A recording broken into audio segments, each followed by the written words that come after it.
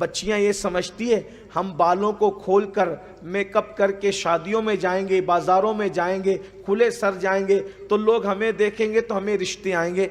हमेशा याद रखना, अच्छे रिश्ते गुनाहों की वजह से नहीं आते, अच्छे रिश्ते तक़वे और परहेज़गारी की बरकत से आते हैं।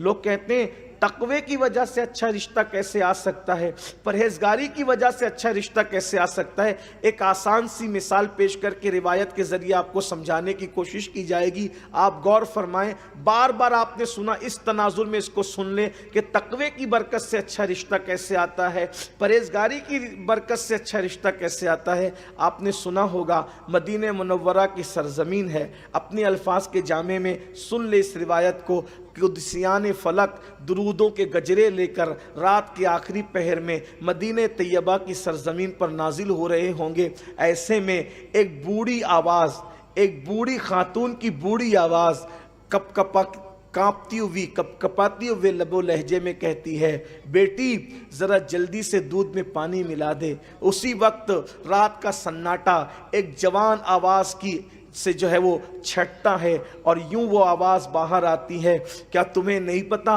कि अमीरुल मोमिनीन ने दूध में पानी मिलाकर बेचने से मना फरमाया है। तो फिर बूढ़ी आवाज़ उठती है, क्या तुझे नहीं मालूम जिसने दूध में पानी मिलाकर बेचने से मना किया वो उमर तो सो रहा होगा, अभी वो नहीं देख रहा है, इसलिए दूध में पानी मिला दे। तो फिर वो जवान बच्ची कहती है, माँ उमर तो नहीं देख रहा है मगर हमारा खुदा तो देख रहा है, हमारा अल्लाह तो देख रहा है।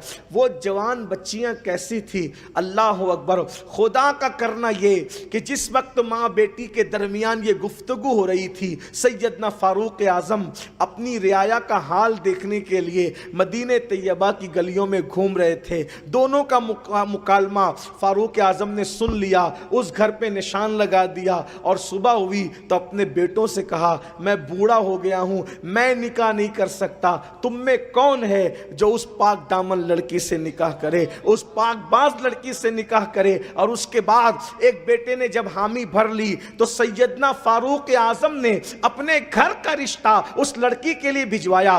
बताओ किसी की जरूरत पड़ी, किसी राब्ते की जरूरत पड़ी, सिर्फ तकवा ने उस लड़की को सैयदना फारूक आज़म की बहू बना दिया। और सिर्फ वो लड़की तकवे की बुनियाद पे फारूक आज़म की बहू न बनी बल्कि अमीरुल मोमिनीन फारूक आज़म की बहू भी बनी। और फिर उस लड़की से जो लड़की पैदा हुई वो लड़की हजरत उमर इब्न अब्दुल अजीज की मां बन गई, यानी कि वो खातून जो है हजरत उमर इब्न अब्दुल अजीज की नानी बनी। अल्लाह अकबर, तकवे ने कितना बुलंद किया, अल्लाह अल्लाह। इसलिए मेरी गुजारिश है, मेरे आका सल्लल्लाहु अलैहि वसल्लम की कनीजों बन संवर कर निकलना, हुस्न की नुमाइश करना और रिश्तों के लिए तस्वीरों को एक दूसरे के साथ शेयर करना, फेसबुक पे लगाना, व्हाट्सएप पर आम करना, ये शरीफों का अंदाज नहीं है, ये कनीज़ान फातिमा का अंदाज नहीं है। अल्लाह अकबर, हमारे मजहब में अल्लाह अल्लाह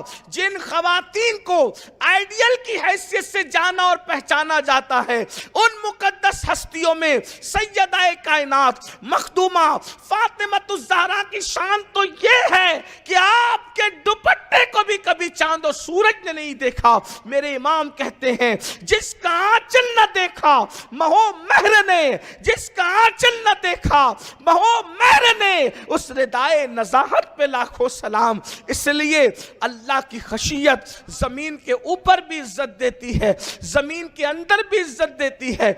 और याद रखना, अल्लाह रब्बुल इज्जत का तकवा इख्तियार करना सिर्फ मखलूक में इज्जत नहीं देता बल्कि खालिक के नजदीक भी इज्जत अता कर दिया करता है।